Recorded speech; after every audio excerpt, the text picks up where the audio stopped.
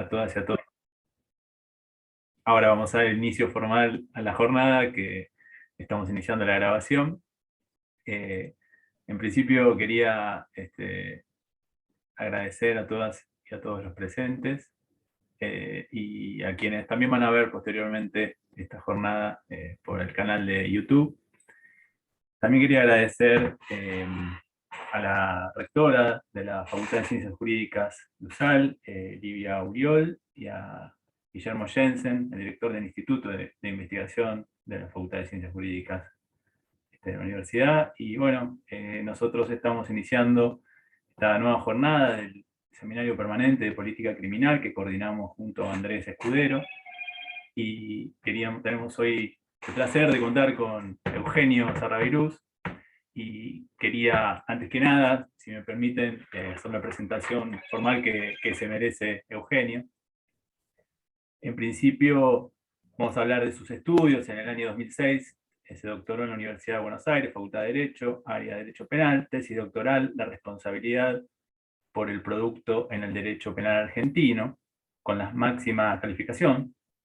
El director de tesis fue el profesor Julio Mayer, director de investigación en la República Federal de Alemana, Klaus Rexin.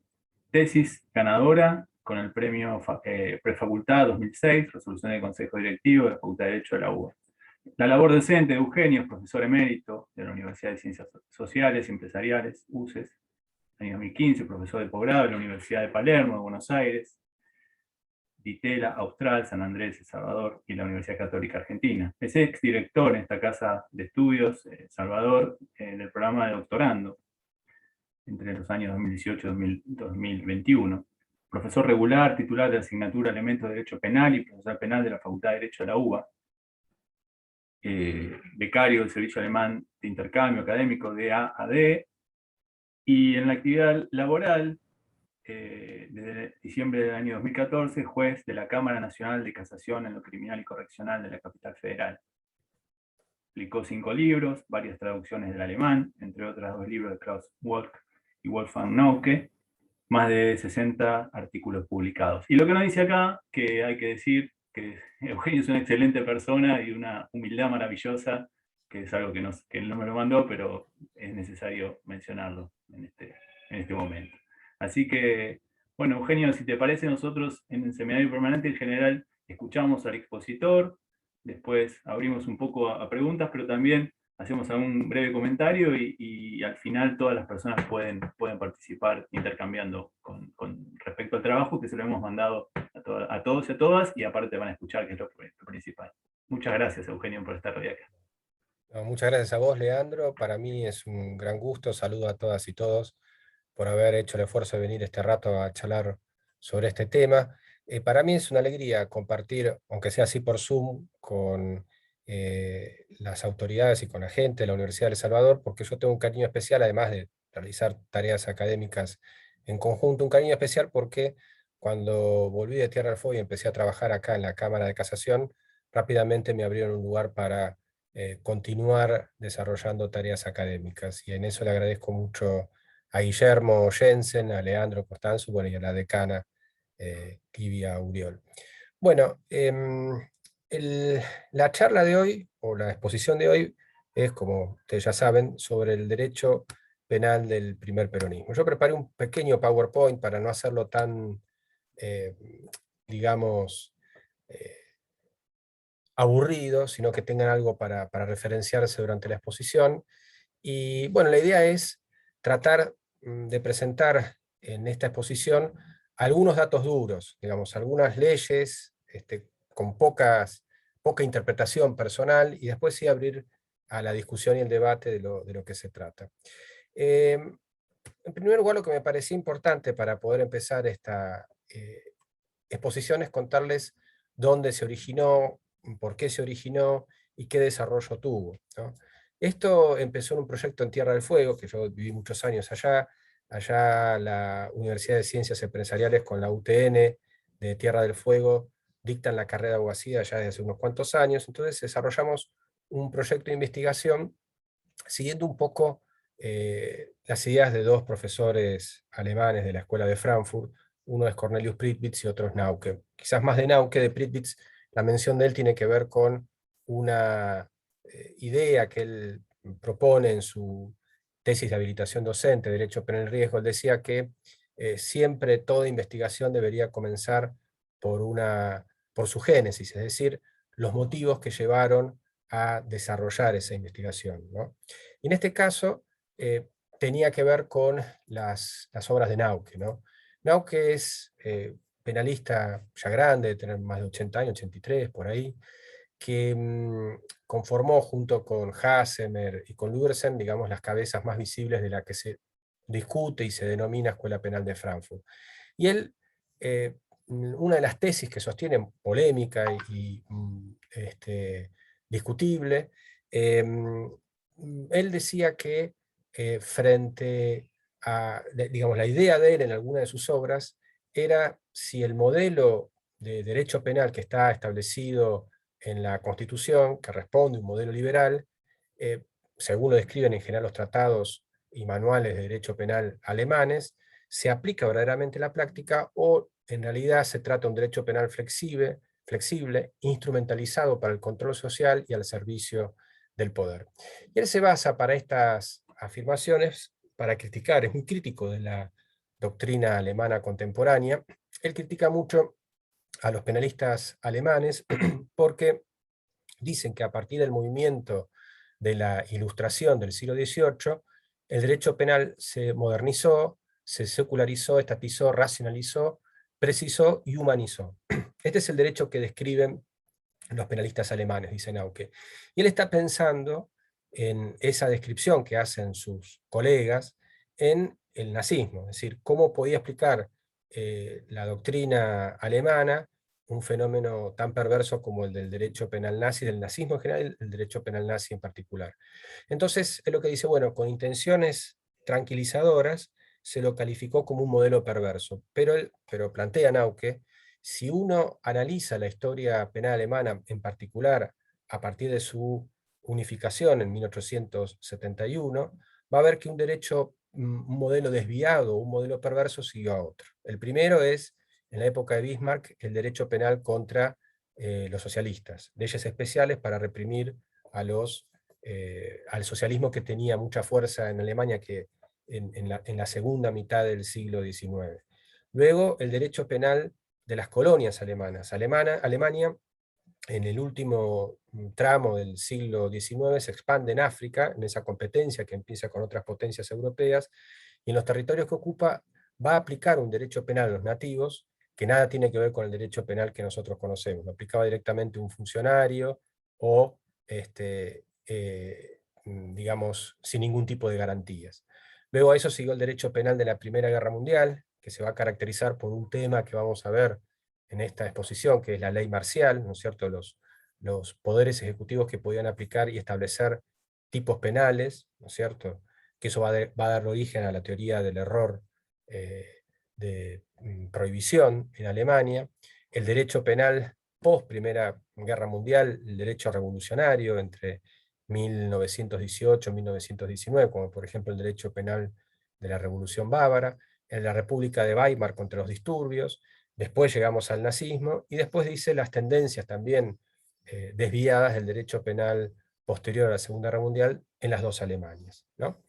Entonces es lo que termina diciendo que esos modelos son perversos, y la pregunta que viene es si esa desviación del modelo no es la regla, y en realidad los modelos no se aplican. Entonces, a partir de este planteo de Nauke, mmm, armamos en Tierra del Fuego un proyecto de investigación que participaron, entre otros, Cecilia Incardona, Roberto Gómez, es decir, profesoras y profesores de allá, con estudiantes en aquel momento de la universidad, y pensamos en dos periodos de la historia argentina que se caracterizan por ser totalmente opuestos, ¿no? Si uno toma el derecho penal del primer peronismo, mejor dicho, o el primer peronismo y la llamada Revolución Libertadora, son dos sistemas jurídicos totalmente opuestos, en el sentido que esta denominada Revolución Libertadora venía para eliminar todas las leyes y todo el sistema jurídico que había, en palabras de la propia revolución, de esta llamada Revolución Libertadora,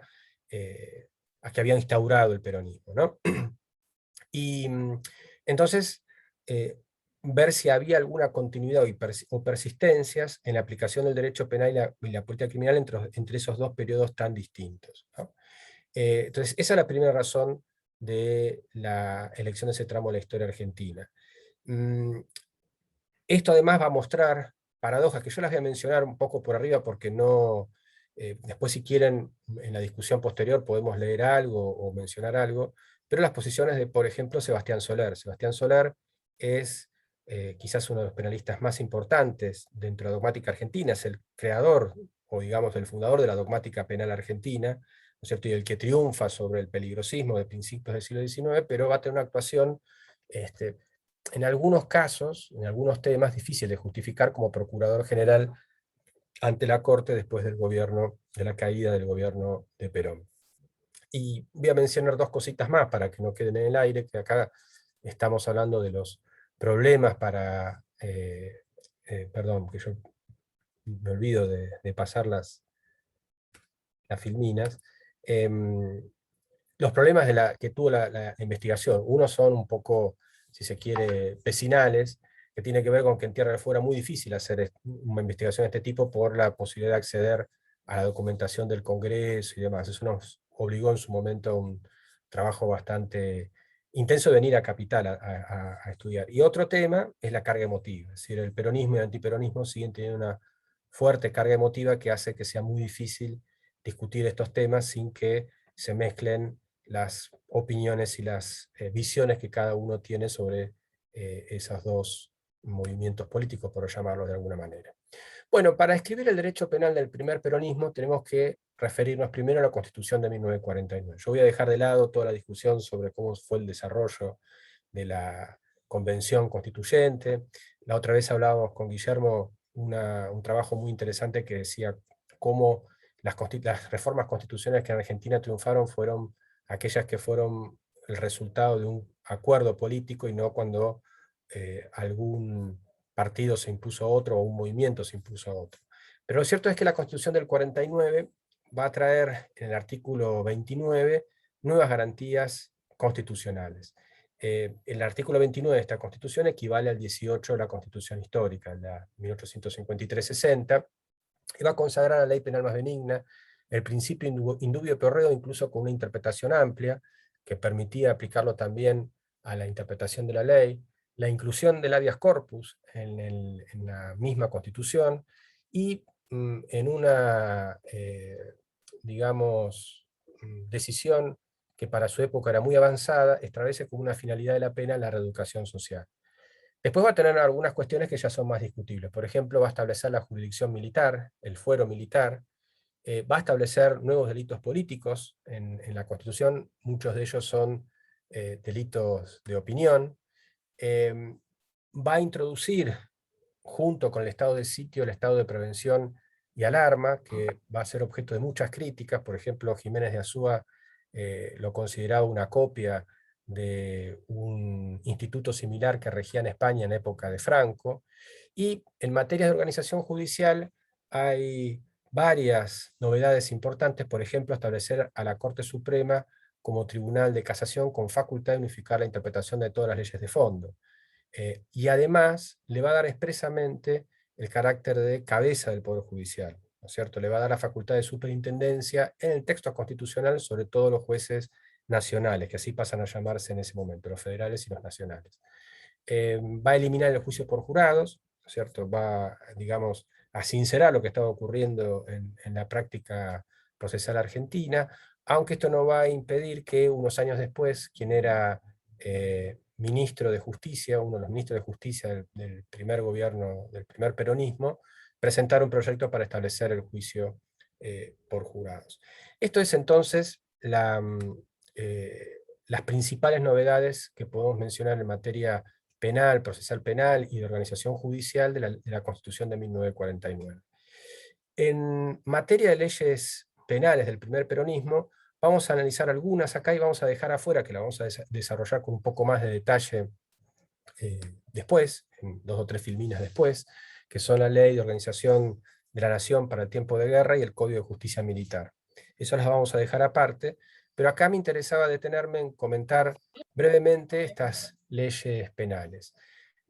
La primera importante es la ley 13.529, que va a introducir varias reformas relevantes en el Código Penal. La más importante, o una de las más importantes, es la secuela del juicio.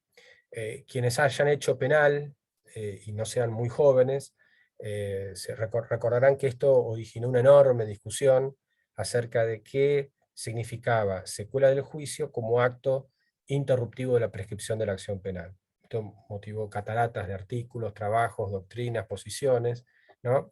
Y como decía Binder en un trabajo, con esa expresión entró en nuestro derecho penal el enigma indescifrable de la secuela del juicio, ¿no? Porque permitió cualquier tipo de interpretación, siempre con la idea, esta es una característica de esta ley, de permitir que la acción penal dure en el tiempo. Esto es el objetivo declarado de la reforma, evitar que las causas prescribieran.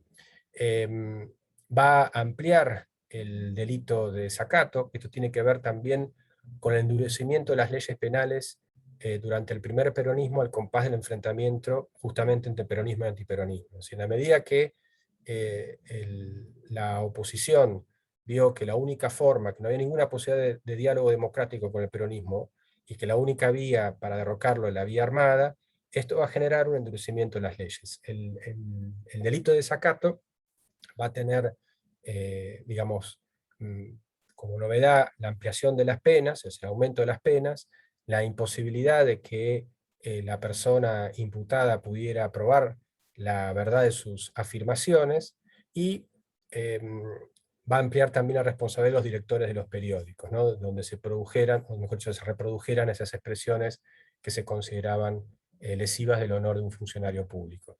Y además introduce el delito de falsa denuncia, que va a originar también un plenario de la Cámara Criminal y Correccional de la capital, que todavía se aplica. Uno puede encontrar en la jurisprudencia de la Cámara de Apelaciones que cuando hay una discusión en torno a qué pasa con el delito de falsa denuncia y el delito de calumnias e injurias, la Cámara aplica ese plenario todavía. Otra ley que se va a sancionar y que que es consecuencia del nuevo concepto de familia que trae la Constitución de 1949, es el castigo al incumplimiento de los deberes de asistencia familiar. Otra ley relevante es la 13.945, que son los delitos contra la seguridad de la nación, espionaje, sabotaje y traición a la patria, que esta sí es una regla muy difícil de conciliar con el Estado de Derecho. Entre otras cosas, va a aceptar una teoría unitaria de autor, es decir, todos los que participan en hechos son autores, no hay ninguna diferenciación entre participación primaria, secundaria. También eliminaba la diferencia entre tentativa y delito consumado. Tenía algunas descripciones marcadamente vagas, ¿no? Descripciones típicas, y además incluso casos de responsabilidad objetiva o penas desproporcionadas, incluso la de muerte. Por ejemplo, hay uno de los tipos penales que trae una pena de 1 año a 25 años de prisión, ¿no es cierto? Entonces, ahí se ve esa desproporción. Después está la ley 14.034, que es la represión para quienes propicien sanciones contra el Estado argentino, que tenía un destinatario preciso, que era Walter Beberaggi Allende, un economista que había propiciado sanciones contra Argentina en Estados Unidos, y le dictan esta ley y se le quita la nacionalidad. Como les decía, al compás del endurecimiento del enfrentamiento peronismo-antiperonismo, se van a producir reformas penales más duras. Y una de ellas va a ser la 14.117, la ley 14.117, que va a endurecer las penas para el delito de rebelión. Ustedes saben que el Código de Justicia Militar, que se había sancionado poco tiempo antes, castigaba con pena de muerte la rebelión ante o frente al enemigo.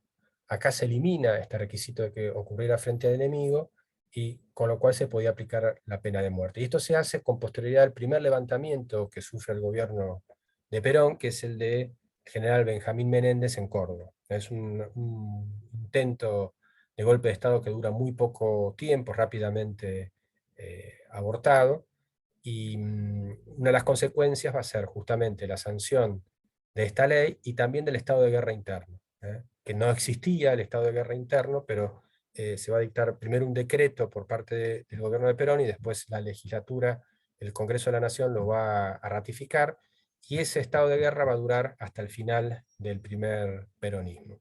Después, como otras novedades, el Código de Justicia Policial, la ley 14.161, que está hecho en el espejo del Código de Justicia Militar, ¿cierto? Es un fuero policial que no estaba previsto en la Constitución, pero los mismos policías que se juzgaban entre ellos, ¿no? Con consejos con consejos policiales, con delitos policiales específicos, con un código procesal específico también, ¿no? Después lo vamos a ver, pero la derogación de este código va a dar lugar a una sentencia famosa de la Corte Suprema que siempre se cita, que es Grisolía, que es el voto donde, mejor dicho, el dictamen de Soler va a explicar lo que es la garantía del juez natural. Y otra ley importante en materia penal es la ley 14.346 sobre malos tratos y actos de crueldad contra animales. Les decía que hay dos leyes que son fundamentales para poder entender este derecho penal del primer peronismo y cómo ingresan en el derecho argentino, y vamos a ver después que pese a que el peronismo es derrocado, estas leyes van a continuar con vida, por decirlo de algún modo, y van a justificar la persecución del peronismo después. Cuando el peronismo pasa digamos, es derrocado, estas leyes que había sancionado el mismo peronismo van a ser utilizadas para perseguirlo.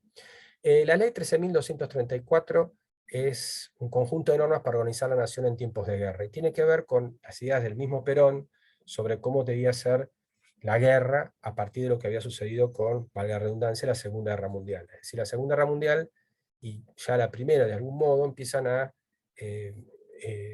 decantar en el concepto de nación en armas, es decir, la guerra deja de ser un esfuerzo militar en un determinado porción del territorio donde se enfrentaban dos ejércitos y se definía la batalla, sino que eran los dos estados, la nación con todos sus esfuerzos, con todos sus recursos, iba a la guerra, ¿no? Y el objetivo era preparar la nación para esas etapas. Pero lo que va a tener como, digamos, exclusa esta ley es que no era solamente para el tiempo de guerra, sino para situaciones de catástrofes o de conmoción interna o mantenimiento del orden público o el orden interno.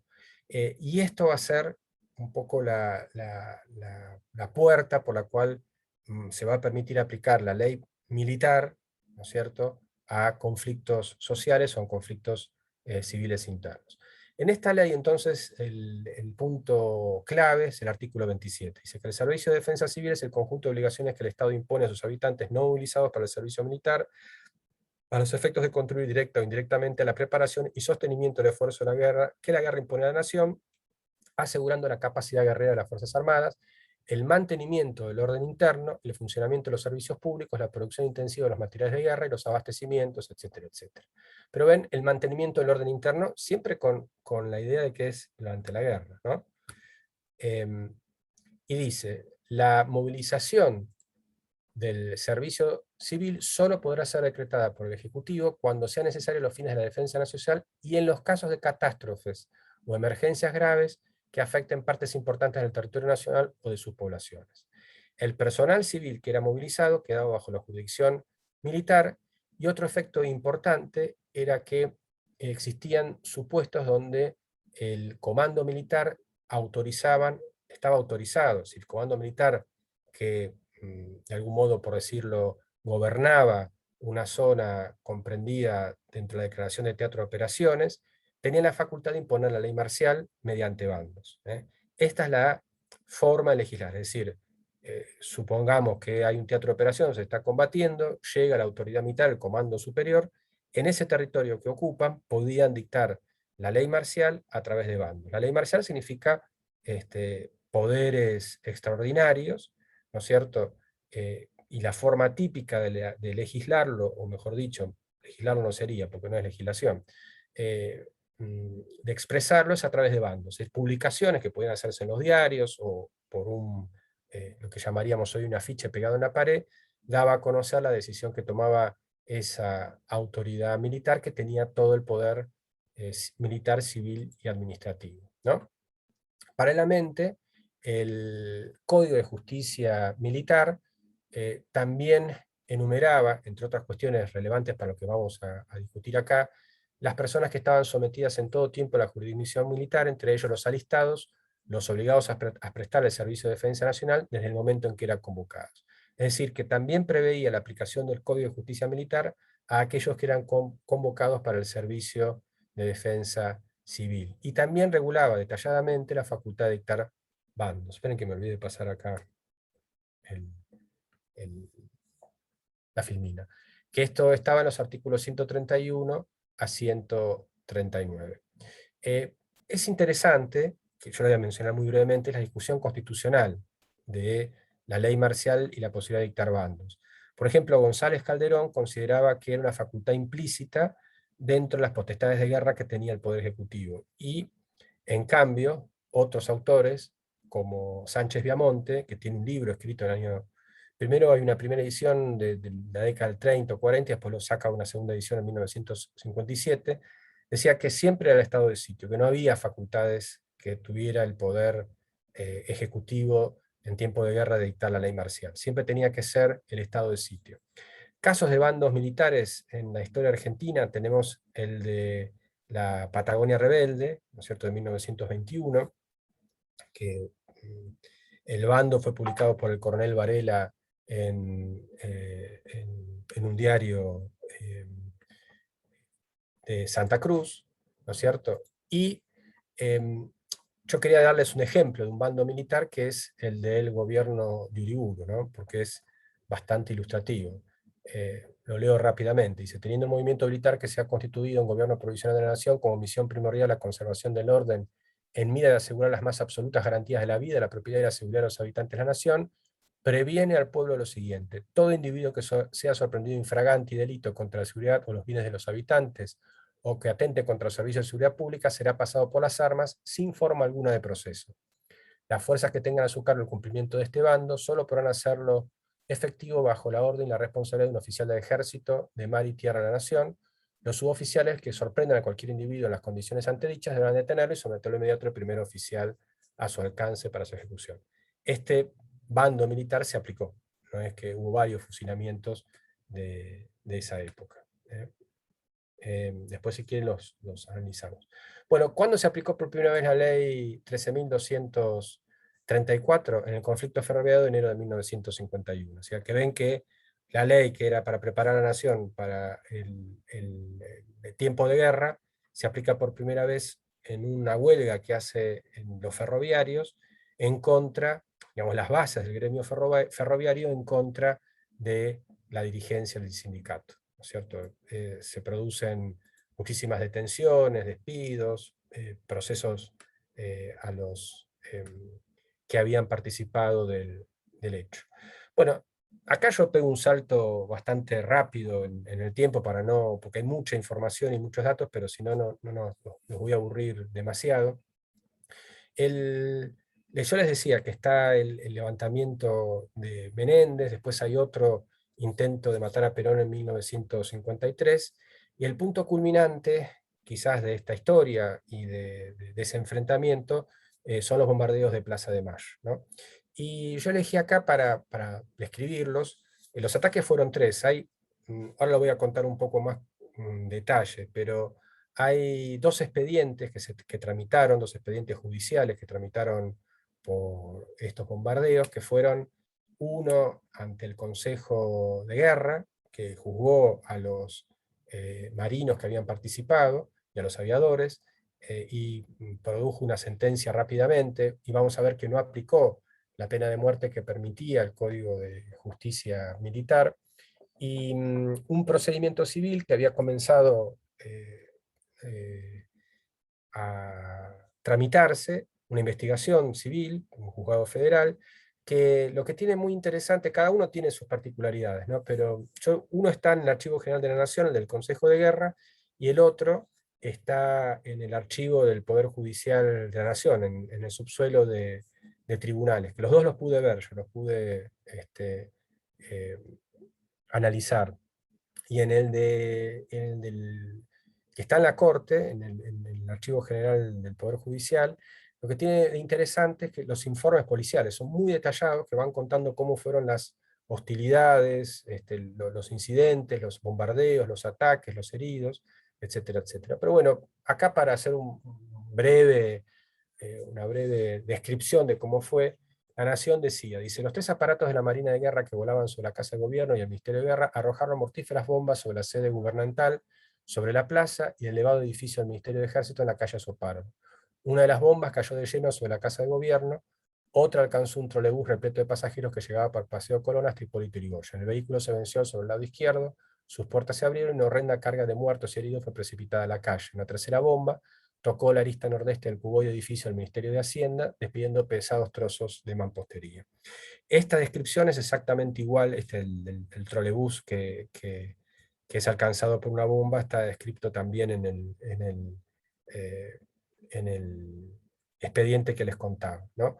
Bueno, esto es los periodistas, que también la Casa de Gobierno fue alcanzada por bombas. Este ataque, el bombardeo de Plaza de Mayo, estaba previsto para un determinado horario, pero se tuvo que adelantar porque no había plafón para los aviones, es decir, no podían alcanzar a determinada altura porque el día estaba nublado. Eso motivó que muchas bombas cayeran y no explotaran. Esto lo explica también el expediente. Cuando digo civil es el expediente penal, ¿no? El otro es el del Consejo de la Magistratura.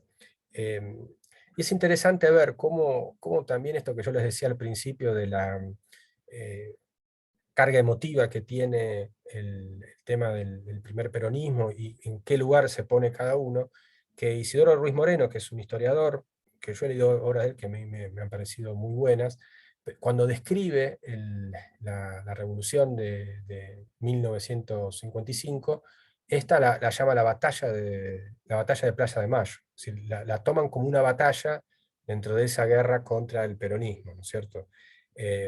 Bueno, acá esto lo voy a mencionar. Acá están las 2 causas que se instruyeron. Hubo pedidos para que estos se consideraran delitos de lesa humanidad, no prosperaron. De hecho, tramitó una causa con ese pedido en el juzgado de Bonadío en el año 2006 y no prosperó porque lo que decía que el objetivo era matar a Perón. También sigue habiendo una polémica en cuanto al número de gente, de civiles muertos, ¿cierto? Hubo 3 ataques, 3 pasadas hicieron los aviones. eh, la mayoría de ellos terminó huyendo a Uruguay, donde pidieron refugio, otros fueron detenidos, y entre los cabecillas del movimiento fueron condenados, ¿no es cierto? Aníbal, el contraminante Aníbal Olivieri. Aníbal Olivieri era el ministro de Marina del gobierno de Perón. Lo condenan, una pena baja porque no he hecho todo lo suficiente para evitar la rebelión. Sánchez Toranzo recibe la pena más grave, y como elementos interesantes, ¿no? El defensor de Olivieri era Isaac Francisco Rojas, ¿no es cierto? El que después iba a ser digamos, el principal promotor del alzamiento de septiembre de 1955. Bueno, ya instalada en el poder la llamada Revolución Libertadora, uno podría distinguir 2 etapas dentro de su desarrollo. Primero, el gobierno de Lonardi, que dura hasta noviembre de ese año, o sea, 2 meses, que trata de llevar adelante esa política ni vencedora ni vencida, ¿no es cierto? Mm, y después, a partir de la asunción de Aramburu y Rojas, la característica va a ser el endurecimiento y sobre todo el endurecimiento de la persecución del primer peronismo. Pero a mí me interesaba marcarles algunas cuestiones que me parecen relevantes.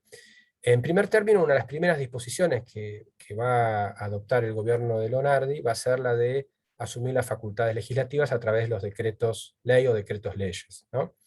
Y es impresionante porque en poco menos o un poco más de 3 meses, se dictaron 8.335 decretos leyes y 8.333 decretos. Y van a ver que muchos decretos eran también facultades legislativas, ¿cierto? Piensen, serían casi 16.000 leyes en apenas 3 meses, ¿no? En general, todas están destinadas a desmontar el sistema jurídico del peronismo. Una también de las primeras medidas es el decreto ley 63, que es una amnistía para todos los condenados por delitos políticos, militares y comunes, conexos durante el gobierno del primer peronismo. Acá, esto lo explico después, pero se los adelanto. Eh, Cuando digamos, se derogan también otras leyes del peronismo, se inicia un proceso por traición a la patria contra los legisladores que se consideraban le habían dado facultades legislativas a Perón, ¿no es cierto? El delito uno de los delitos constitucionales. Cuando los imputados, que eran Ramela, Cook, Cámpora, Leluar, piden la aplicación de esta ley de amnistía, le dicen que no, que la ley de amnistía es solamente para los que habían combatido a Perón, ¿no? Y con eso se rompe una tradición de la historia política argentina de que las leyes de amnistía eran para todos, eran para los dos bandos, no solamente para uno.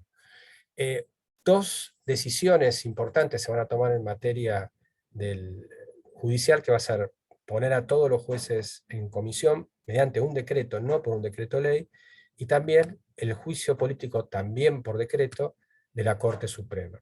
Y esto es lo que va a acentuar, digamos, la cierta inestabilidad institucional de la Corte que había empezado con el primer gobierno de Perón. En el primer gobierno de Perón, la Corte Suprema, que era opositora a las políticas que llevaba adelante Perón, había sido sometida a juicio político, muy cuestionado, porque, por ejemplo, Alfredo Palacios decía que había sido una farsa de alguna manera, pero al menos se siguió el procedimiento constitucional. Aquí directamente se lo separó, y esto va a iniciar un proceso de que cada uno de los gobiernos que asumen a partir de ese momento, de la inestabilidad institucional que dura por lo menos hasta el 83, cada uno de esos gobiernos va a nombrar su propia Corte Suprema, y eso va a tener una gran influencia en todo lo que tiene que ver con la estabilidad y el stare decisis, la obligatoriedad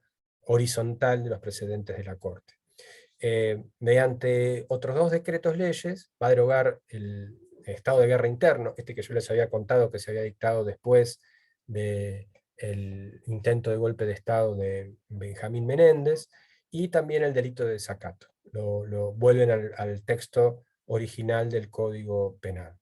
Comienzan también el tema de las comisiones especiales para investigación patrimonial, que son, por un lado, el antecedente de lo que va a ser la Fiscalía Nacional de Investigaciones Administrativas. Ahí estaría el germen de lo que después terminó siendo la Fiscalía Nacional de Investigaciones Administrativas, y también el germen del delito de enriquecimiento de funcionario público. ¿Por qué? Porque estas comisiones especiales van a enumerar una serie de funcionarios y legisladores del primer peronismo que tenían la obligación de justificar el ingreso, o mejor dicho, justificar su patrimonio. Si no lo justificaban, se lo decomisaban directamente.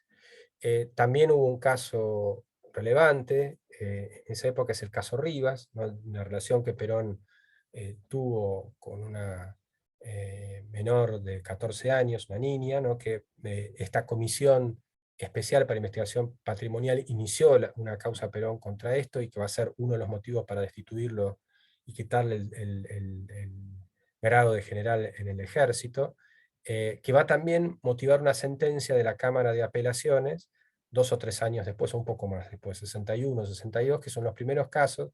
Estas son las cosas extrañas que tiene nuestra doctrina penal. Yo ese artículo sobre Nelly Rivas, el caso, lo leí en el libro Basigalupo. Basigalupo tiene un librito escrito a fines de los 60, que es Delitos impropios de omisión, donde analiza todos fallos, todas sentencias de la Cámara de Apelaciones. Y estaba el caso Rivas, que era un caso donde se condenaba a los padres por no haber evitado que su hija fuera víctima de estupro. Esta es, ¿no?, la posición de garante de los padres, que ejerció la patria potestad, y yo me di cuenta de eso, que ese caso era el de Perón, 10 años después, más o menos, más, cuando me puse a leerlo del peronismo, porque no había ese contexto de por qué era ese caso, ¿no? Porque Bacigalupo lo cuenta asépticamente, no cuenta con todo ese contexto, ¿cierto? Pero bueno, eso también ocurrió en este momento. Les decía que en noviembre del 55 se endurece la llamada Revolución Libertadora, y cuando asumen Aramburu y Rojas, derogan la Constitución de 1949, proscriben al partido peronista, masculino y femenino, como tenía esas ramas, ¿no? Interviene la CGT, Y lo que les contaba, se inicia una causa por traición a la patria para Ramela, Cook, Cámpora, y se rechaza aplicar la ley de amnistía que habían sancionado a comienzos del gobierno. Se produce también la interdicción de bienes de todos los funcionarios peronistas. Y acá hay una cuestión que me parece muy interesante, que tiene que ver con la derogación de la ley 14.117. ¿Se acuerdan que esta ley había sido sancionada, endurecía el Código de Justicia Militar, después también del levantamiento de Menéndez, para aplicar la pena de muerte a los militares que encabezaron una rebelión, pero ya directamente contra el orden constitucional, sin estado de guerra exterior, digamos, no frente al enemigo o ante el enemigo. Lo derogan y toman la jurisprudencia de la Corte en cuanto que se trataba de un delito político, ¿no? Dice, como lo tiene establecido la Corte Suprema de Justicia, el hecho de que la rebelión militar contra el orden político del Estado envuelve infracciones específicamente castrenses, no le priva de su carácter y condición propia de delito político, ya que esas infracciones constituyen los elementos naturales y medios comunes de acción para el fin que se persigue. Esto, ustedes saben, tiene que ver que la Constitución prohíbe la pena de muerte, prohibía la pena de muerte por razones políticas, ¿no es cierto? Entonces se lo deroga con esta fundamentación. Después vuelve el delito de opinión al derecho penal argentino, que se había criticado el peronismo porque tenía delitos de opinión en la Constitución misma del 49, que tiene que ver con utilizar digamos, mencionar la palabra Perón. Esto constituye un delito, ¿no? Acá hay algunas cosas interesantes de Aguirre Barrio. Aguirre Barrio cuenta que habían discutido esto y él no estaba muy de acuerdo porque pensaba que iba a tener un efecto contraproducente o contrario al que se perseguía, ¿no? Esperen que lo tengo acá, de que tocar lo pueden leer, ¿no? Eh, Esto es una anécdota que les cuento de la investigación. Yo en un momento habíamos empezado a ir al archivo del Poder Judicial. Hay un archivo del Poder Judicial que está en la calle Hipólito Yrigoyen, al 2000. Son unas oficinas grandísimas. Entonces yo quería ver cómo resolvían los jueces y las juezas hasta el 55 y cómo resolvían después. A ver si había interpretaciones iguales o había algún cambio por el cambio de gobierno. Entonces iba a buscar tipos penales sancionados en el peronismo, a ver cómo se interpretaban después. Por ejemplo, el incumplimiento de deberes de asistencia familiar, el maltrato de animales, qué sé yo. Y me encontré con un caso, se llama el caso Gómez, que era un grupo de 10 personas, de 10 contraventores, que habían cantado la marcha peronista en la penitenciaria nacional. Y le hacen un proceso penal. Y es muy gracioso porque lo cantan, entonces están los partes gracioso ahora, ¿no? Los partes de los policías que cuentan que los escucharon cantar la marcha, le instruyen, el comisario era el que instruir una causa, y todos dicen, no, yo no canté nada porque estaba durmiendo, no, yo no. Y hay uno que dice, sí, yo la canté. Dice, pero no la canté completa, dice, canté la primera estrofa nada más. Bueno, a él le dictan prisión preventiva, lo condenan, y lo terminan absolviendo en la Cámara. Y ahí el dictamen es de Santiago de Estrada, que Santiago de Estrada no era peronista, al contrario, pero el dictamen, como defensor defendiéndolo, escrito a mano, es muy interesante, una caligrafía muy clara, invocando al derecho natural como, entre otras cosas, ¿no? Dice, si no alcanza la Constitución, invocaba el derecho natural para no, digamos, no castigar ese tipo de opiniones, ¿no? Bueno, entonces este es el marco constitucional. Frente a esto llegamos al, al levantamiento de junio de 1956, ¿no? Ustedes saben que, digamos, una de las cosas que ocurrieron con el... Yo voy directamente a los fusilamientos para después empezar la discusión, ¿no? Pero bueno, fue un movimiento cívico-militar que intentaba, que la idea que tenía era tomar el gobierno y llamar nuevamente a elecciones sin proscripciones, ¿no es cierto? Esta era básicamente la idea. Y su jefe era el general Valle. ¿eh? El movimiento donde tuvo más éxito es en La Pampa. Hay un libro sobre el 9 de junio de 1956 en La Pampa, que es muy interesante, y ahí marca un poco cómo la investigación judicial se superpone con la investigación histórica, ¿no? Porque las indagatorias, todos los procedimientos que se realizan, están reflejados en ese libro, ¿no? De un periodista pampeano.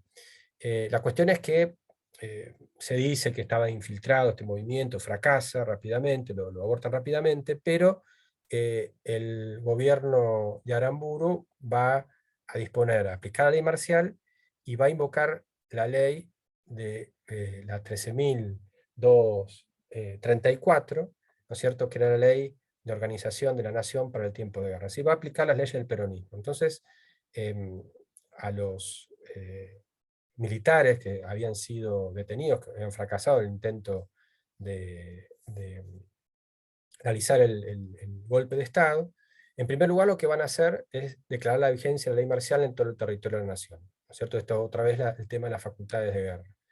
En la misma fecha se dicta un bando militar, ¿no es cierto?, que eh, mm, va a establecer la vigencia de la ley marcial de acuerdo a las disposiciones de la ley 13.234. O sea, acá se ve claramente esta cuestión que les decía, esta tesis, ¿no?, de Nauque, del derecho penal flexible. Es decir, una ley que había sido sancionada para preparar a la nación en tiempo de guerra es para un conflicto interno.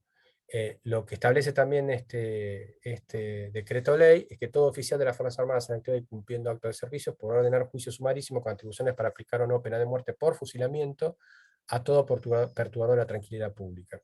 Y la definición de perturbador público, ¿no?, perturbador de la tranquilidad pública, es toda persona que porte armas, desobedezca órdenes policiales o demuestre actitudes sospechosas de cualquier naturaleza. ¿Ven? Es amplísimo lo que permitía aplicar el fusilamiento. Si ustedes ven, yo creo que está, yo lo menciono acá, esto está publicado recién, se publicó en el boletín oficial 4 días después.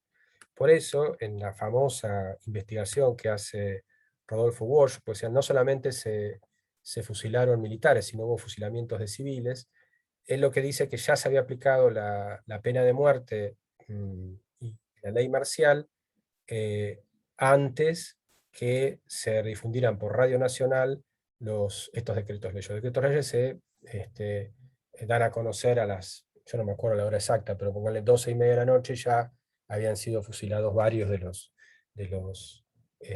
y algunos que no tienen nada que ver, ¿no?, con con el levantamiento. Les aplican la pena de muerte a los militares, y esto para mucho, acá están los nombres de quienes habían sido fusilados, más otros civiles que fueron fusilados en José León Suárez, en Lanús, y también Valle, que se entrega, yo creo que es el 11 o el 12 de junio, y es fusilado al otro día, ¿no es cierto? Y para muchos autores, incluso quienes no son peronistas, con este tema de los fusilamientos empieza una etapa de violencia política en la Argentina. Otro día había encontrado conté una tesis buscando, una tesis de un autor mendocino publicada en Córdoba, sobre el origen de la guerrilla en la Argentina, y él rechazaba esta posición que la tienen muchos historiadores. Por ejemplo, Sáenz Quesada, o sea, nadie reivindica estos fusilamientos. En su momento sí, ¿no es cierto? Américo Gioldi y otros políticos habían dicho que habían sido correctos. Pero bueno, para cerrar un poco la exposición y dejar abierto a la discusión y a las preguntas, lo que ustedes quieran plantear, un poco la idea del proyecto de investigación, esto del derecho penal flexible, de algún modo eh, se ve comprobado, ¿no es cierto? Es decir, el mismo gobierno que había derogado el artículo, la reforma de la ley 14.117, diciendo que en nuestro país estaba proscripta eh, digamos, el aplicar la pena de muerte por razones políticas cuando se vio en peligro, lo aplicó. Acá también hay una justificación de Soler mismo sobre estos hechos, que bueno, si quieren después lo podemos conversar. Pero esto es lo que les quería presentar, un poco esa tesis de Nauque que parecería que tendría en estos tramos de la historia argentina una comprobación. Y una sola cosa más les quería contar. Esta investigación que empezó con el primer peronismo, con la revolución, la llamada Revolución Libertadora, después continúa con Frondizi, que también estamos trabajando con eso, y la idea es hacer como una especie de, no sé si me dará el tiempo y la vida, pero la idea es tratar de retratar la cultura jurídica y sobre todo el derecho penal de cada etapa. Y la ley 13.234 va a ser la que va a fundar después, en la época de Frondizi, el plan Conintes, ¿no? El plan Conintes contra la resistencia peronista. Así que bueno, si les parece, abrimos el diálogo para las preguntas, comentarios, discusiones, lo que ustedes quieran.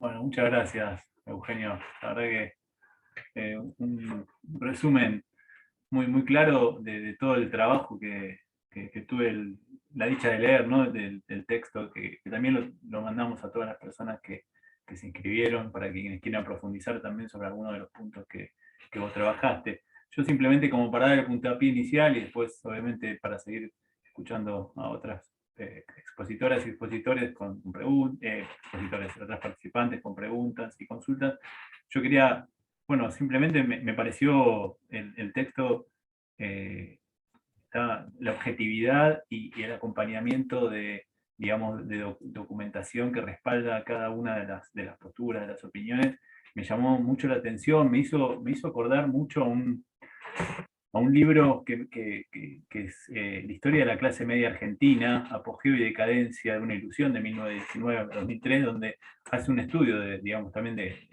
determinadas realidades y con un acompañamiento fundamental para conocer, digamos, la base de alguna manera de todas las expresiones, ¿no? Que se iban acompañando.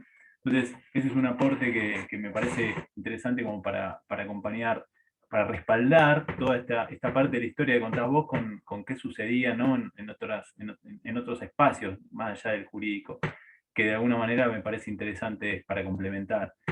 Pero lo que a mí me quería preguntarte, la primera parte de la pregunta ya la respondiste recién, si se encontrabas probada esta primera, la hipótesis, ¿no? Que planteas al inicio del texto.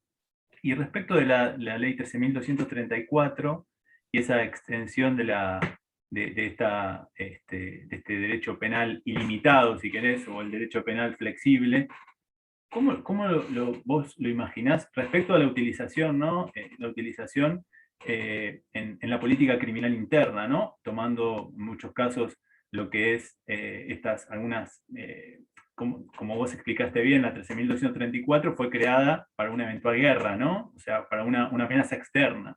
Pero de alguna manera se utilizan, utiliza internamente, primero como describís en la cuestión del levantamiento ferroviario y después mucho más después del gobierno de Perón, exactamente. Y sobre esa cuestión de la utilización interna de todo aquello que está pensado, no para la política criminal interna, sino para una eventual amenaza externa, ¿vos pensás que puede haber algún paralelo con lo que sucede, por ejemplo, en algunas sociedades más fuertemente que en otras, con lo que es la lucha contra el terrorismo utilizada de una manera interna en las sociedades? Por ejemplo, como fue el agravamiento de la ley chilena para que de alguna manera sufrió el pueblo mapuche, por ejemplo, con muchas sentencias de más de 100 años, por ejemplo. Hay como un paralelo en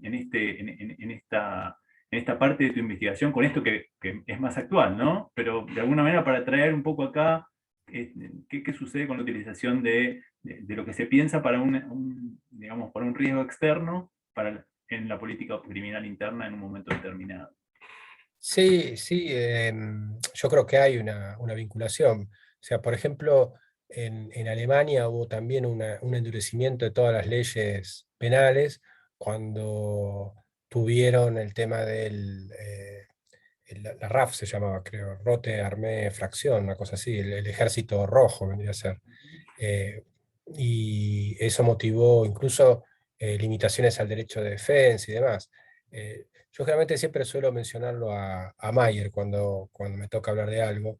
Y él alguna vez, cuando nos visitaba en Tierra del Fuego, proyectábamos películas con él. Y una de las que proyectamos fue En el nombre del padre, ¿no? Que también es un caso de un conflicto interno, ¿no? Entre el IRA, digamos, y Gran Bretaña. él cuando presentaba la película, no sé si se acuerdan ustedes, se las voy a spoilear si no la vieron, pero se trata de un atentado terrorista que terminan condenando a personas que no tienen nada que ver. Y que pasan un montón de tiempo, incluso nenes, un nene de 10 años condenan. Eh, pero eran leyes que, por ejemplo, para casos de terrorismo permitían, creo que, hasta 10 días de incomunicación de las personas imputadas o sindicadas. Entonces, con esos 10 días obtenían, y sin abogados, sin intervención del abogado, detenidos, incomunicados y sin intervención de abogados. Y lo que mostraba la película es cómo obtienen las confesiones de los imputados, ¿no es cierto? O sea, horas y horas de interrogatorio, ¿no? Entonces, yo creo que sí, ¿no? Eh, digamos, quizás, esto es una discusión que acá está Ramiro, que sabe más que yo de esas cuestiones, pero es un tema de poder, en definitiva. Yo hace poco, el año pasado, salió un librito muy interesante que se llama Hay jueces en Berlín, de un profesor español, José Esteve Pardo, y él mostraba también, por ejemplo, cómo pasó en la Revolución Francesa, es decir, Robespierre, que poco tiempo antes había defendido el derecho penal liberal, limitado, qué sé yo, cuando tienen que juzgar a Luis XVI, se acabó el derecho penal liberal, ¿no? Y después lo sufrió el mismo Robespierre, ¿no? Y me parece que es eso lo que está en el trasfondo. El tema es que nosotros nos formamos para evitar eso. Es decir, nosotros en teorías tenemos que, la formación nuestra es evitar ese ejercicio del poder, eh, digamos, crudo y descarnado, ¿no? Porque estos funcionamientos es eso, ¿no? Me parece.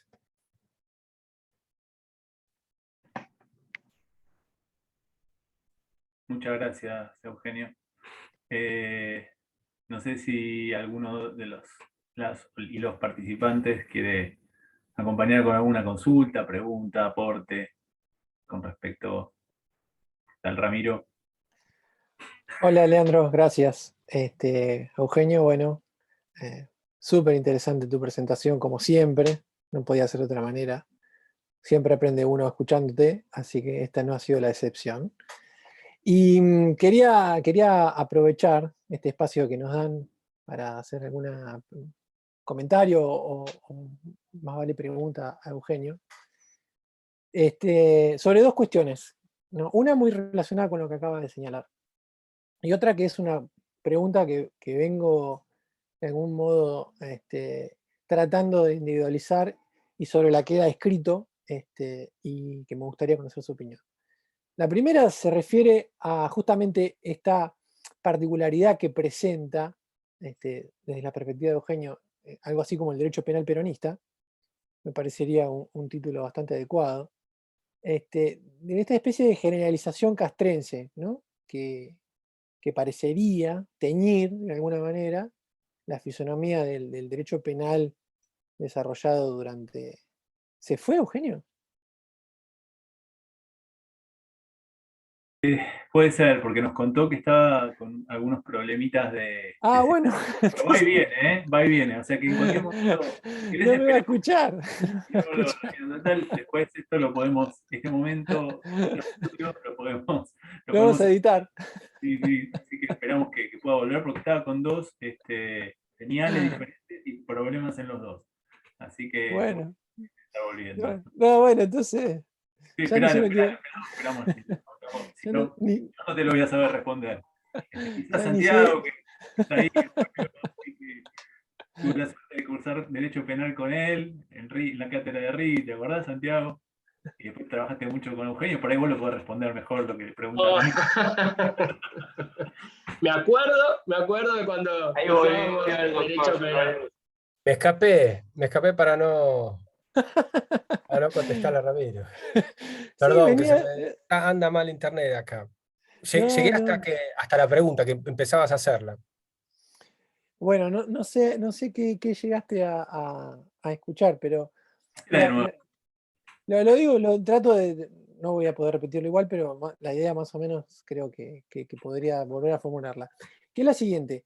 En digamos, en tu presentación, en la investigación que ustedes realizaron durante durante todo este tiempo, de alguna manera existe, o me da la impresión a mí, esto, bueno, obviamente, si no es así, sería bueno que me corrijas, pero lo que me refiero es, hay una especie de generalización de un sentido castrense, ¿no? En el derecho penal peronista, digamos, por decirlo de alguna manera, que me parece un título que le cabe bastante bien. Me gustó mucho cuando señalaste, digamos, esa especie de las 16.000 leyes que se dictaron como parte del proceso de desperonización de la sociedad. Pero la pregunta que me queda flotando es si el modelo, en definitiva, originario, es el Código de Justicia Militar, de alguna manera, es el Código de Justicia Militar, ¿qué relación tiene eso con el Código Bustillo? Porque el Código Bustillo, digamos, el Código de Justicia Militar, el Código Bustillo, no tiene grandes variaciones con el Código de Justicia Militar que había escrito y aprobado una digamos, generación tan liberal y progresista como la generación del 80. Entonces, digamos, si ahí hay o una ruptura o una continuidad, y cómo en definitiva parecería que el derecho penal liberal muestra su límite también, ¿no? Muestra ese límite cuando aparece el rostro de la soberanía en algún punto, ¿no? Que era lo que me parece que querías decir con la figura de Robespierre y digamos, el devenir de la Revolución Francesa durante los años del terror, que es un tema, digamos, del que se ha trabajado muchísimo, y en el que creo que hay todavía cosas para decir. Pero la otra pregunta, que quizás es la que por ahí últimamente quizá a partir de mis propias investigaciones, me resuena, tiene que ver con esta idea del riesgo, ¿no? La idea del riesgo y cómo el derecho, cómo se introduce la idea del riesgo en el derecho penal y cómo eso hace crujir la estructura del derecho penal liberal. Y entonces la pregunta sería, ¿el riesgo es un patrimonio exclusivo de un derecho penal flexible? ¿Qué relación tiene con lo que François Ewald denomina l'état-providence y el funcionamiento del derecho penal en nuestras sociedades contemporáneas? Y si puede seguir existiendo un derecho penal liberal hoy por hoy. Re interesante todo. A ver si te pude entender. Yo con respecto al Código de Justicia Militar no conozco tanto. O sea, creo que vos conocés más que yo de eso. Es una cosa que me anoté para ampliarla, porque esta investigación apunta a ser un libro que algún día espero terminarla, pero discutiendo el otro día recibí un mail que me hablaban, me decían, no, que este código, el Código de Justicia Militar es una copia de un código español del siglo XIX, ¿no es cierto?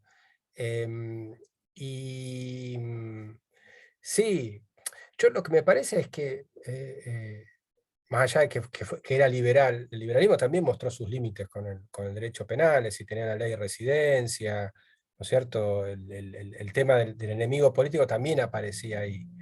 Em, eh, a mí me parece que muestra cierta posibilidad de usarlo, ¿no?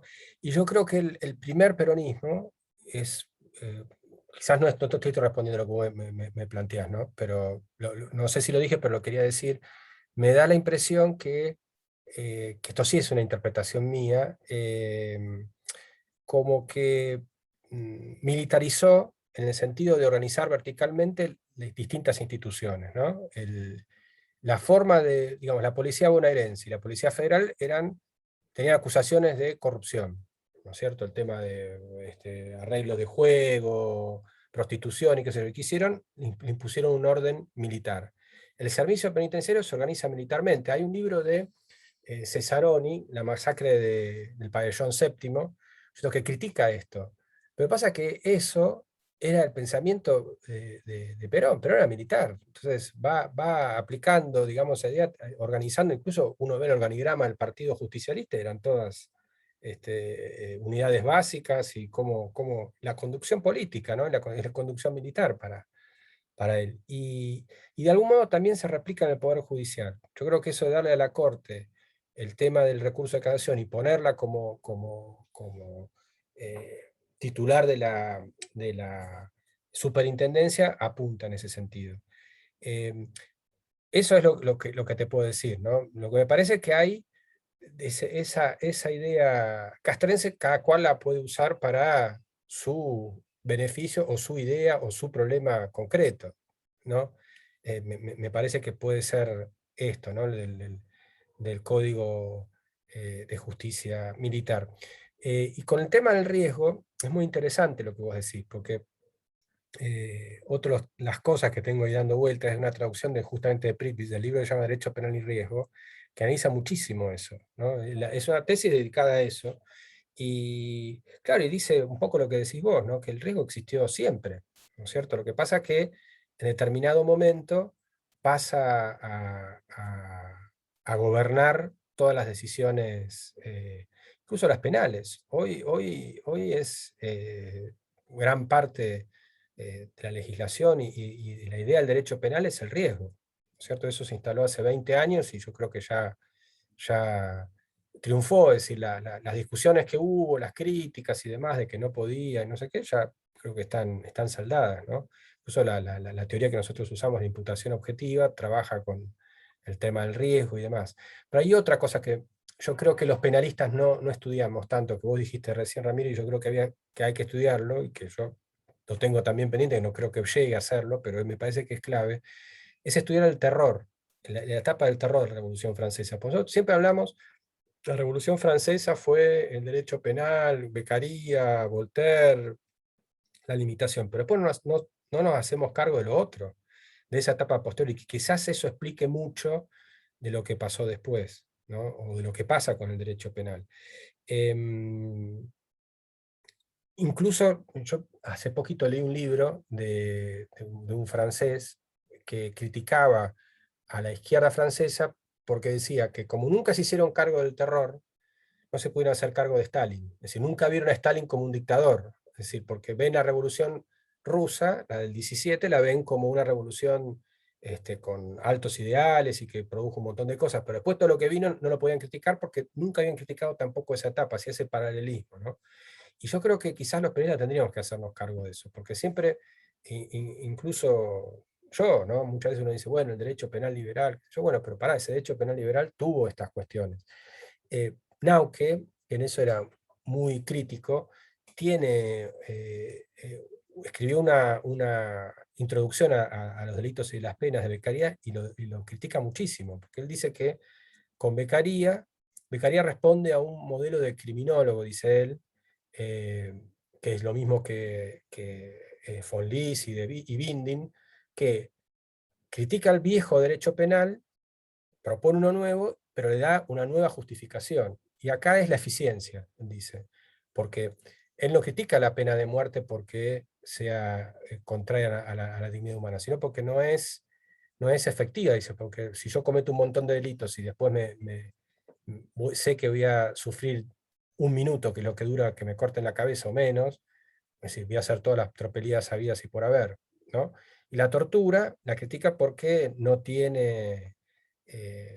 da garantías de verdad. Es decir, si a mí me torturan, yo confieso cualquier cosa, es decir, no tengo ningún problema. Es decir, entonces, él dice que lo que va, la ecuación que surge con Beccaria y con el iluminismo es la pena humana es humanidad, mejor dicho, el derecho penal conforme, o la pena conforme al Estado de Derecho es humanidad más eficiencia. Y la eficiencia es siempre el término de esa ecuación que se va a imponer al otro, porque cuando hay necesidades de eficiencia, por ejemplo, perseguir al terrorismo, perseguir a esto, perseguir a lo otro, se sacrifica la humanidad, entonces está justificado en eso. Y me parece que pasa por ahí, ¿no? Quizás el tema es ser consciente de lo que uno aplica y hace, ¿no? Es decir, no, no sé, es una idea mía. No sé si te respondí, Ramiro, pero es más que nada una charla de amigos, ¿no? Muchas gracias, Eugenio. Gracias, Ramiro. No sé si sé que había alguna pregunta más por ahí que me han adelantado. No sé si quieren hacerla ahora. Yo tengo una más también, pero quiero esperar, digamos, darle la palabra a algún otro u otra que quiera hacer alguna consulta o aporte. Bueno, entonces, no sé, hago mi consulta era un poco, yo, antes de iniciar hoy el encuentro, te comentaba Eugenio que después de leer tu texto, justo hoy a la mañana leí un texto, una ponencia, ¿no? de Zaffaroni, que ingresa con unas ideas parecidas a la de Nauque, y vos me comentaste, ¿no? de que había ahí ciertas ideas y coincidencias muy interesantes que se daban.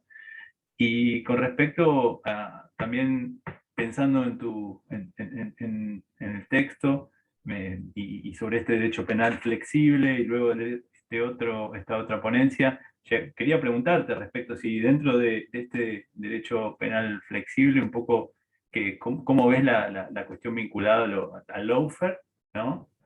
Si entraría dentro de esta todo lo que, digamos, está en discusión respecto al lawfare, dentro de esta mirada del derecho penal flexible. Y bueno, también por el otro lado, la otra es más abierta, la otra posibilidad que tiene que ver con ciertas,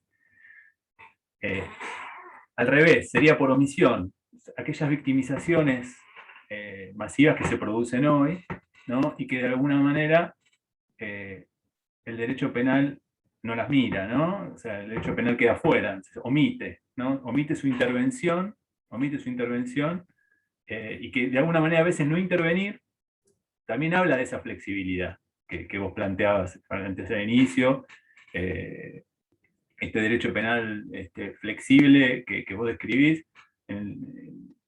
Zaffaroni lo menciona como el derecho penal vergonzante, ¿no? Esta ampliación, ¿no? De alguna manera, ahí lo menciona en este texto que estaba hoy en el diario Página 12 para hacer un poco más claro que es una ponencia que dio él. Pero básicamente la consulta es esa: si dentro del derecho penal flexible que vos describís al inicio y que es parte de tu hipótesis inicial, podemos pensar que lo que tiene que ver con el lawfare por un lado, y por el otro lado algunas victimizaciones masivas que se producen, ya sea con los desplazamientos de personas, por grandes empresas que de alguna manera para ocupar tierras, digamos, y donde obviamente raramente el derecho penal interviene, salvo que se produzcan obviamente algún hecho individualizado, ¿no? Entonces ahí es más fácil algún hecho que surge, ¿no? Frente a esa situación. El caso, por ejemplo, el homicidio de Cristian Ferreira, que quedan claros, pero hay un montón de delitos que se producen antes de esa muerte específica, que obviamente el derecho penal no mira, ¿no? Entonces, pensar primero eso, si la flexibilidad se puede dar, la pensás también por omisión de intervención. Y la otra cuestión, la otra pregunta para recapitular eso en concreto, esta cuestión de si dentro de esa flexibilidad también estaría esta extensión o esta posibilidad del lawfare, ¿no? Sí, yo el lawfare no lo estudié específicamente, pero sí me parece que hay un fenómeno, yo te diría, de los últimos 10, 15 años, que es el de las denuncias penales permanentes, ¿no? Yo me acuerdo que yo rendí hace mucho un concurso para la Fiscalía Nacional de Investigaciones Administrativas y había quedado primero. Entonces, una de las cosas que se me planteaba era qué hacer con el tema ese, ¿no? Es decir, que sale una noticia en el diario y se denunciaba automáticamente, ¿no? Y me acuerdo que leí un trabajo, un libro alemán, que era una especie de manual contra la corrupción, se llamaba. Y decía, planteaba cómo tenían que trabajar las fiscalías, ¿no? Y decía, bueno, las investigaciones previas para ver la seriedad de la denuncia y demás. Pero bueno, me parece que es un tema que hay que estudiarlo, ¿no? Y eso, digamos, por el método que yo propongo de estos casos, es el de analizar los expedientes, ¿no? Que creo que es lo más rico, ¿no? Y no sé si se va a poder hacer ahora eso, ¿no? Eh, Eso por un lado. Sí me parecía equivocada esa doctrina Irursum, por ejemplo. A mí me pareció que, digamos, un poco hablando de eso de la flexibilidad o los riesgos procesales, digamos, incluso para quienes admiten, ¿no? Porque hay ciertos sectores que no admiten la prisión preventiva, pero si uno la admite, es la existencia de riesgos procesales, ¿no? Y riesgos procesales tienen que ser riesgos concretos, ¿no? Es decir, no suponer nada más. si no tiene que haber riesgos concretos. Y la otra pregunta con respecto a las victimizaciones, vos lo que planteás es que no intervenga el derecho penal en ciertos casos. Pero para mí eso, ¿sabés qué es? Es un problema de poder del Estado, más que el derecho penal. Es decir, Ujú. porque luego también tendemos a ver el derecho penal como algo que está solo ahí, qué sé yo. El derecho penal es el Estado, es fiscalía quien tiene la decisión de perseguir ciertos hechos, ¿no es cierto? Y eso también tiene que ver con... cuando digo calidad institucional me refiero más que nada a tener el suficiente poder para poder decidir vamos a perseguir tales conductas y poder llevarlo adelante, ¿no? Me parece que pasa por ahí esas cuestiones. No tanto el derecho penal, porque nosotros lo terminamos pensando al derecho penal como algo separado, como digamos, algo un ente que está ahí suelto, y me parece que forma parte del Estado, y ese es el mayor o menor poder que tenga el Estado. Y hoy una realidad que los Estados en general son mucho más débiles, ¿no? Este fenómeno de las empresas multinacionales y demás que tienen el Producto Bruto más grande que un Estado, entonces es muy difícil imponerlo. Y esto se estudia, digamos, el hecho yo me acuerdo que estaba en Frankfurt en el 2010, una de las discusiones era cómo las empresas a veces ya no aceptan más las reglas del Estado, no las aceptan y las imponen en muchos casos. Entonces, me parece que pasa por ahí el tema, es decir, es el poder que pueda tener el Estado. Después vendrá la justificación, si la justificación es correcta o incorrecta, y con qué límite se puede hacer, pero eh, es una disputa, me parece, en definitiva, de poder. Y que trasciende la normativa y justamente ese es el gran Claro, problema. porque es la decisión de poder perseguirlo, o si se puede. Este, Me parece que pasa por ahí la cuestión. Gracias, Eugenio. Creo que Guillermo tenía una pregunta también, que no sé si... Eh, bueno, buenas tardes a todos. Estoy como el resto, me parece que estamos todos en un momento de baja conectividad, porque voy y vengo. No, quería dos cositas muy cortitas a Eugenio. Preguntarle sobre Nauque y la, la relación, digamos, de Frankfurt penal, digamos, eh, vinculada a la escuela de Frankfurt en términos sociológicos, políticos, ¿no? Digo, si ahí había una línea de comunicación y de continuidad, porque, bueno, detecto algunas cuestiones muy propias por ahí de Horkheimer, ¿no? O de Otto Schlesinger también, esa lógica de que la excepción es la que explica la normalidad y que la historia, en este caso del derecho penal, es una historia de continuas anormalidades que justifican periodos cortos de normalidad. Esa es una, por desconocimiento, y mientras... Se cortó. Bueno, nos quedamos Vale, con... esperamos que vuelva. Estamos todos. Vos sabés que la, la- Sí, la sí, de, la de casa empieza a ponerse inestable, es terrible. Terrible. ahí volvió. Hola, hola, ¿me escuchan? Ya, ahí te Estamos bien, escuchamos. sí, sí. Escuchó bien la primera pregunta, Guillermo. Bueno, voy a... Bien, ¿hasta dónde llegué? La primera pregunta, Hasta el vínculo entre las dos, la escuela penal de Frankfurt y la escuela filosófica de Frankfurt. Vale.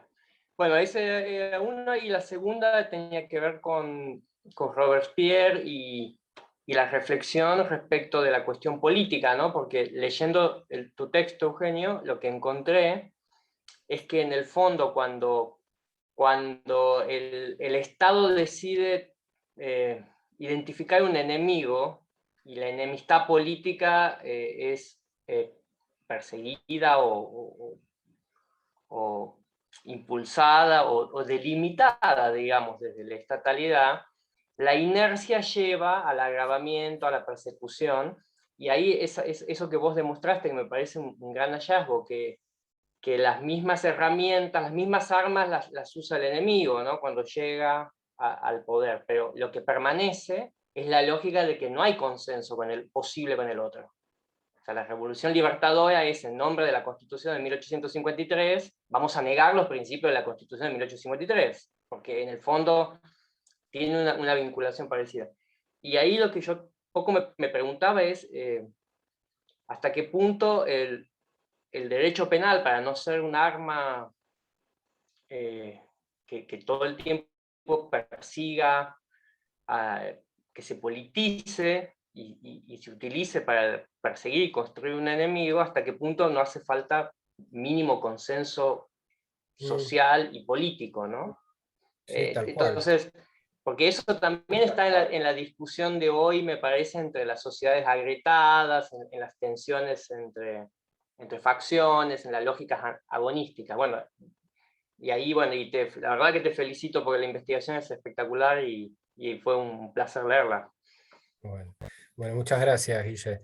No, mira, cuanto al vínculo entre la escuela, primero los penalistas de Frankfurt nunca querían llamarse escuela, ellos mismos, no se presentaban como escuela. Ellos decían, nosotros somos un grupo de profesores, compartimos una actividad que es el seminario de los martes, donde vamos y nos criticamos, nos decimos de todo, pero no somos una escuela, eran medio reacios. Pero sí tienen influencias, tienen vínculos no son directos, ¿no es cierto? No son directos, pero tienen vínculos con Adorno y Horkheimer. Por ejemplo, Hassemer tiene un trabajo, que es otros integrantes importantes de la escuela, yo la llamo Escuela de Frankfurt, voy y vengo con llamarlos o no Escuela de Frankfurt, que habla de la modernización reflexiva. ¿No es cierto? Que en la medida que la modernidad se concreta, se hace reflexiva y qué sé yo, que es una idea de los otros frankfurtianos, ¿no? La gran característica de ellos era que, de los penalistas, era que buscaban no hacer solamente dogmática, sino hacer dogmática con criminología, con historia del derecho, con psicología, con sociología criminal, y eso también es un vínculo con los otros frankfurtianos, porque eran empíricos, hacían trabajos de campo ellos, ¿no? Y lo que trataron de hacer fue, en cierta manera, eso en algunos temas. Y en el caso de Nauke, que yo es el que tengo cierta debilidad, es kantiano, ¿no? O sea, no es hegeliano ni tampoco marxista, porque aparte estaba en contra, porque había sufrido en la República Democrática Alemana, había vivido cuando era muy chico, lo había pasado muy mal. Pero tienen algún contacto algunos autores con respecto a eso. Y lo otro yo creo que sí, me parece que en algún momento, habría que ver cuándo, ¿no? Pero parecería que sí, que tendría que tener ciertos acuerdos la política también, ¿no? De en qué ámbito vamos a jugar, ¿no? En el sentido de si todo va a ser derecho penal y cualquier cosa va a ser derecho penal, o va a haber ámbitos de discusión y ámbitos de acuerdo y otros de no acuerdo, ¿no? No sé, parece que en la historia argentina es difícil esto, ¿no? Si uno repasa, si hiciera un estudio de esto, digamos, es complicado. Ya les digo, nosotros empezamos a trabajar también en el gobierno de Frondizi, y ahí tenés el plan Coninti, que es muy difícil de justificar el derecho penal, ¿no es cierto? Si un derecho penal liberal, aplicaban a los ferroviarios la cantidad de condenas que hubo, ¿no? Con procedimientos que duraban 2 días, ¿no es cierto? Entonces, es difícil, ¿no? Es difícil. Uno si hiciera esa línea de tiempo, ¿no? y viera, y así sucesivamente, pues después el gobierno de Gómez también trae un endurecimiento de Guido, perdón, de las leyes penales, después con Ilia se reduce un poco, pero aparecen también leyes contra el comunismo.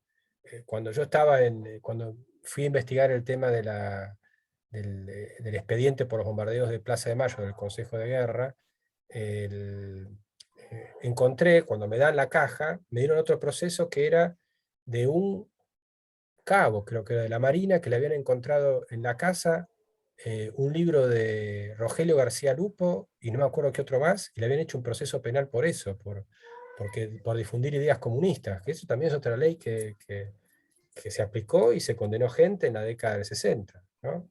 Y claro, lo que pasa es que eso nos olvidamos nosotros. Así que bueno, no sé si te contesté, pero más o menos creo eso. Gracias, Eugenio.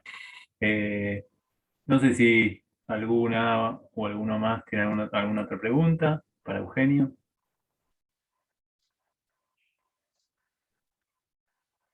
Bueno, entonces ya.